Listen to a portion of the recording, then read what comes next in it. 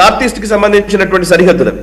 So మన ఈశాన్య రాష్ట్రాలకు ఆ సరిహద్దులు త్రిపుర సార్ అంటే ఎంత పక్కా బార్డర్ అంటే జస్ట్ మనం అగర్తలా ఎయిర్పోర్ట్ లో ల్యాండ్ అవగానే మనకు బంగ్లా సిగ్నల్ వస్తుంది ఫోన్ లో. ఎయిర్పోర్ట్ ఆనుకొని బంగ్లా, అక్కడ పోలీస్ కమిషనర్ ఆఫీస్ దాటి ఒక ఫర్లాంగ్ దూరం నడిస్తే బంగ్లా బార్డర్ ఉంది. అవును అవును, నేను త్రిపుర గవర్నర్ మన ఇంద్రసేన రెడ్డి గారు ఉన్నారు ఇప్పుడు త్రిపుర గవర్నర్ గారు. సో చెప్తారు కదా, అంటే బంగ్లాదేశ్ కి సంబంధించినటువంటి ఇష్యూనే చాలా కీలకమైన ఇష్యూ. సో త్రిపురకి సంబంధించినంత వరకు, అండ్ త్రిపుర ఉంది పక్కనే. ఇంతకుముందు అది కమ్యూనిస్ట్ ప్రభుత్వం ఉండేది త్రిపుర, ఇప్పుడు బీజేపీ ప్రభుత్వం వచ్చింది. ఆల్మోస్ట్ ఈశాన్య రాష్ట్రాలన్నింటిలో కూడా బీజేపీ పాలిత రాష్ట్రాలు లేదంటే బీజేపీ సపోర్ట్ చేస్తూ నడుస్తున్నటువంటి రాష్ట్రాలే కనబడుతున్నాయి. ఇదొక ఇష్యూ. ఇంకొక కీలకమైన అంశం ఉంది, అదేంటంటే అండి, ఈ చిట్టగాంగ్ లో మన మొన్న మధ్యన అంటే ఎప్పుడు మొహమ్మద్ యూనస్ ఉన్న టైంలోనే నరేంద్ర మోదీ గారు చైనాకి వెళ్ళారు, మీకు గుర్తుంది కదా, చైనాకి ఎస్సీఓ సమ్మిట్కి వెళ్ళారు. ఎస్సీఓ సమ్మిట్కి వెళ్ళినప్పుడు మోదీ గారి పైన హత్యకు కుట్ర జరిగిందన్న వార్తా కథనాలు వచ్చాయి. అప్పుడు వ్లాదిమిర్ పుతిన్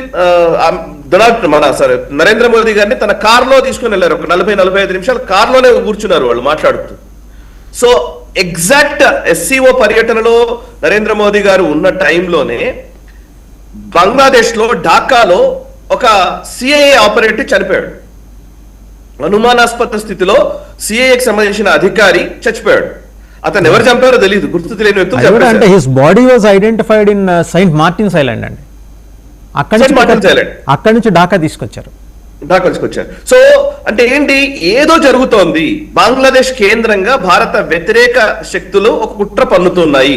దానికి of course Bangladesh is a play ground for China, అటు అమెరికా, ఈ రెండు. కాబట్టి అండ్ మోదీ గారు చైనాలో ఉన్నప్పుడే ఈ అసాసినేషన్ అటెంప్ట్ జరిగింది అనే ఒక వార్తా కథనాలు కూడా వచ్చాయి. ఆ ఫోటో మనం డైరెక్ట్ గా ఉన్నారు. Actually we have to appreciate PCR team because fast గా వాళ్ళు విజువల్స్ ప్లే చేస్తున్నారు.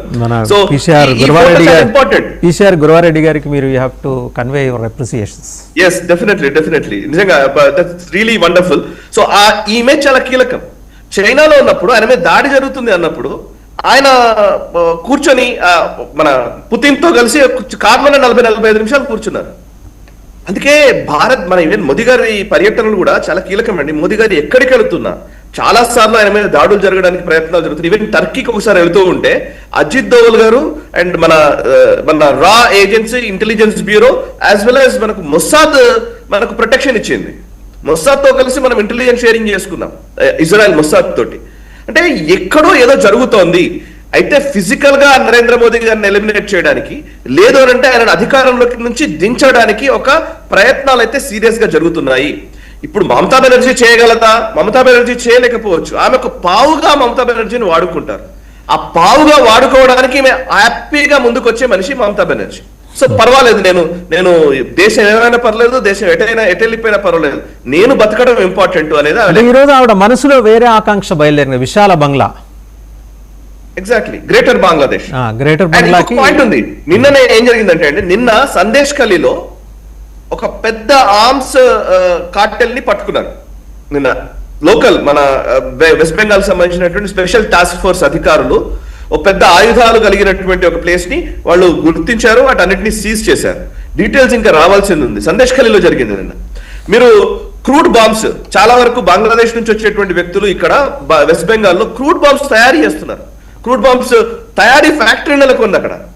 అండ్ ఇంకోటి అక్కడ జరుగుతున్నటువంటి చాలా మంది, అంటే ఇవన్నీ ఏం లేదండి, మమతా బెనర్జీ చేయాల్సింది ఏంటి, ఎందుకు 15 సంవత్సరాలు ఉంది ఏంటి అని అంటే, ఈ వెస్ట్ బెంగాల్ ని అసలు లా అండ్ ఆర్డర్ లేకుండా చేయడము, తను తన మేనల్లుడు డబ్బు సంపాదించుకోవడము, గూండాలకందరికీ వదిలేయడము, గూండాలని ఎమ్మెల్యేలని చేసి అసెంబ్లీలో కూర్చోబెట్టుకోవడము, ఇంకా చెప్పాలంటే ఆ సరిహద్దుల్లో ఉన్నటువంటి సరిహద్దులే లేకుండా చేయడము, అటు నుంచి ఇటు నుంచి అటు రాకపోకలు జరపడము.